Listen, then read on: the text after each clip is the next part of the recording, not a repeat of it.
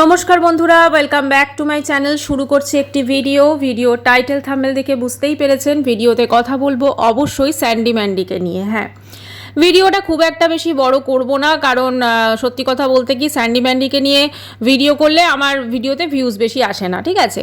তো সেই জন্য ভিডিওটা ছোট করেই করব।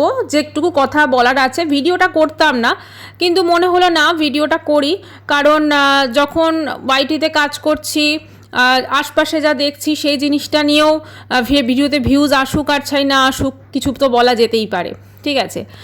তো কথা হচ্ছে যে স্যান্ডি ম্যান্ডি একটা স্ট্রাইকের ওয়ার্নিং মোটামুটি সবাইকেই দিয়েছিল, বলেছিল 15 দিন পর থেকে স্ট্রাইক মারবে যেখানে যারা ক্লিপিংস ইউজ করেছে, ঠিক আছে? তো এখন শুনছি 15 দিন না, বোধহয় ভিডিও দেখলাম সেখানে মানে অলরেডি স্ট্রাইক মারতে শুরু করেছে, এবং শুধু ক্লিপিংস যারা ইউজ করেছে না, থাম্বনেলে যাদের ছবি আছে তাদেরও নাকি স্ট্রাইক মারছে, ঠিক আছে? তো এইটা তো কথা ছিল না, এটা তো ম্যান্ডি বলেনি। তো যাই হোক, থাম্বনেলে যাদের যাদের ছবি আছে তো সেখান থেকে ছড়িয়ে দেওয়াই ভালো। আমারও কয়েকটা ছিল, আমিও সরিয়ে দিয়েছি। তো এখন ব্যাপারটা হচ্ছে এই যে ম্যান্ডি হঠাৎ করে স্ট্রাইক জ্বর ম্যান্ডির কি করে লাগলো, ঠিক আছে?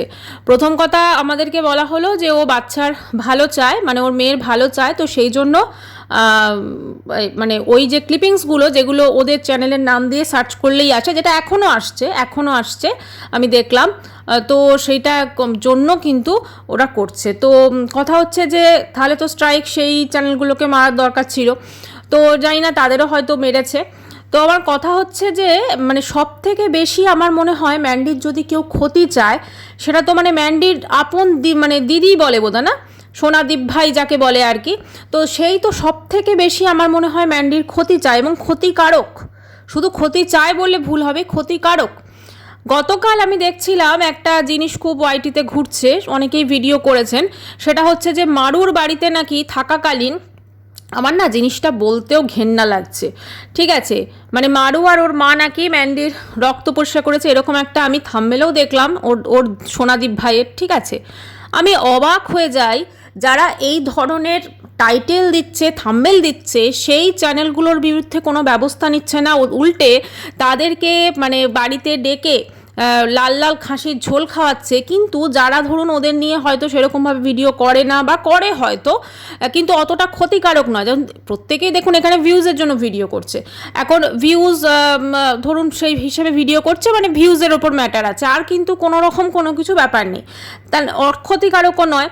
তাহলে তাদেরকে ম্যান্ডি স্ট্রাইক দিয়ে কি মানে প্রমাণ করতে চাইছে, নাকি ম্যান্ডি চাইছে যেটা কন্ট্রোভার্সি হোক? কারণ ম্যান্ডির লাইফে তো সব থেকে বেশি আমার মনে হয় ক্ষতিকারক এখন যার সঙ্গে ম্যান্ডি ভীষণ দহরম মহরম, ভীষণ মানে দিভাই, আরও কি সমস্ত নামে ডাকে, যাই হোক, তো সে তো সব থেকে বেশি ক্ষতিকারক, যেটা তো আমার মনে হয় ওয়াইটির আমরা যারা এই কমিউনিটি রয়েছি মোটামুটি 90% মানুষজন, এবং ম্যান্ডির কমেন্ট সেকশনও তাই বলছে।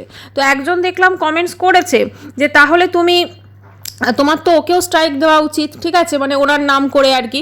তো সেখানে দেখলাম ম্যান্ডি লিখেছে যে ও মা তাই নাকি, তাহলে লিঙ্কগুলো আমাকে পাঠিও তো।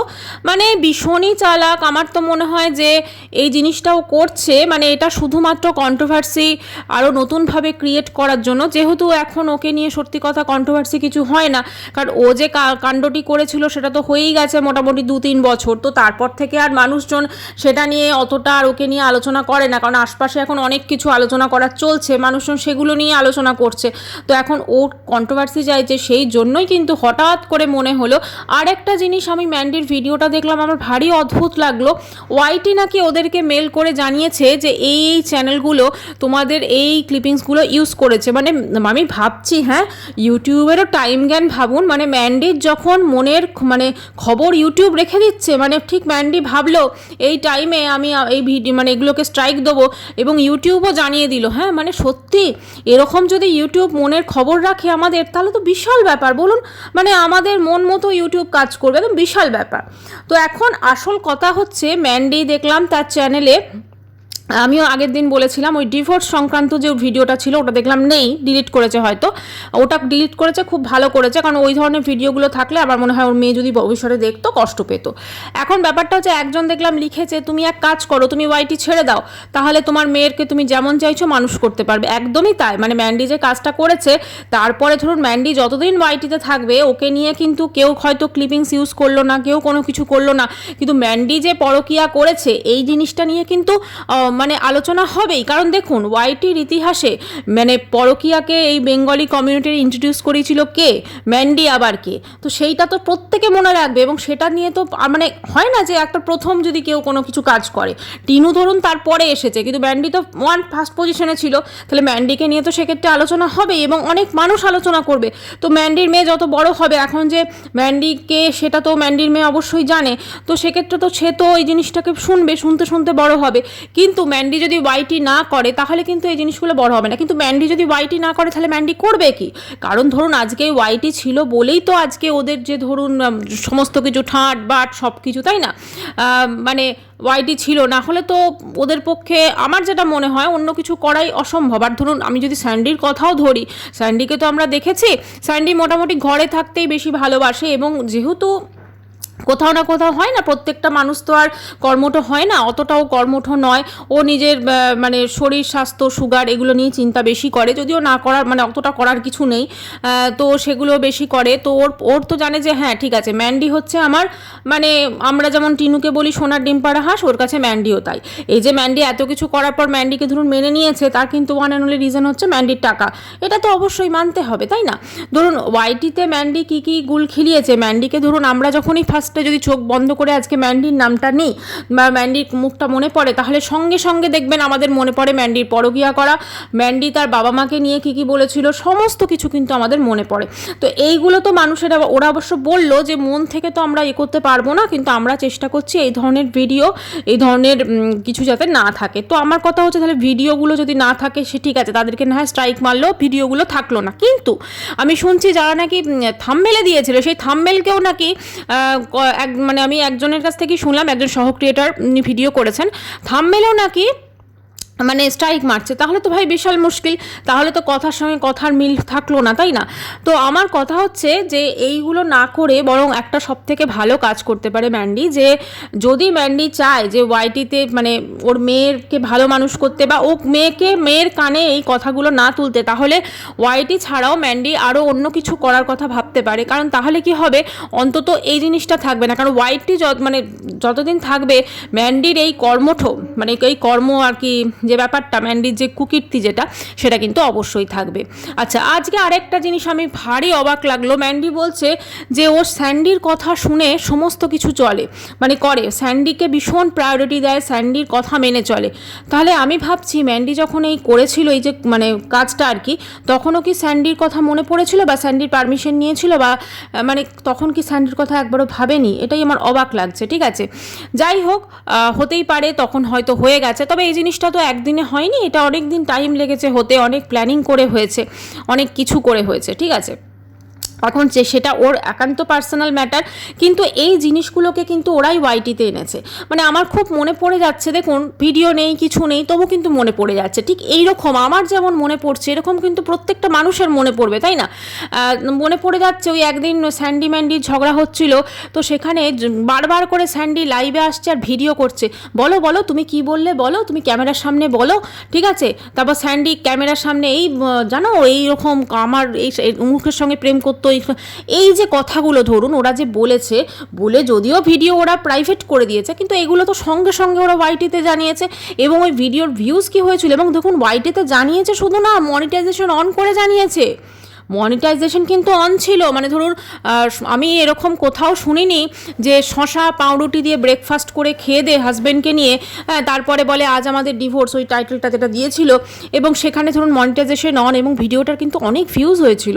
তো ওই ভিডিওটা তো অনেক দিন অবধি ছিল ধরুন, ঠিক আছে, এই হালে বোধহয় ওটাকে ডিলিট করেছে বা প্রাইভেট করেছে।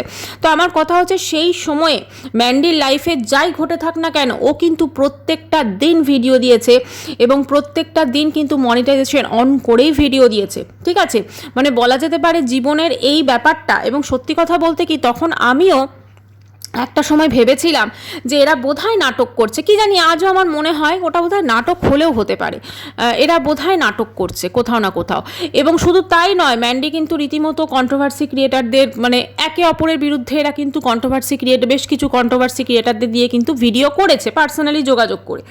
তো কথা হচ্ছে যে সেইগুলো যে করেছে এইগুলো তো আমার মনে হয় ধরুন রেভিনিউ তো ঢুকে গেছে এবং সেই টাকা পয়সা তো খরচও হয়ে গেছে, তাই না? তো সব কিছু মিলেমিশে ম্যান্ডির আমার যেটা মনে হয় আরও একটা কাজ করতে পারে, ভিডিও ডিলিটের সাথে সাথে ধরুন কিছু মানে সেই সময়কার কিছু টাকা পয়সা যদি গচ্ছিত থাকে তাহলে সেগুলো কোনো অনাথ আশ্রম বা কোথাও দান করতে পারে।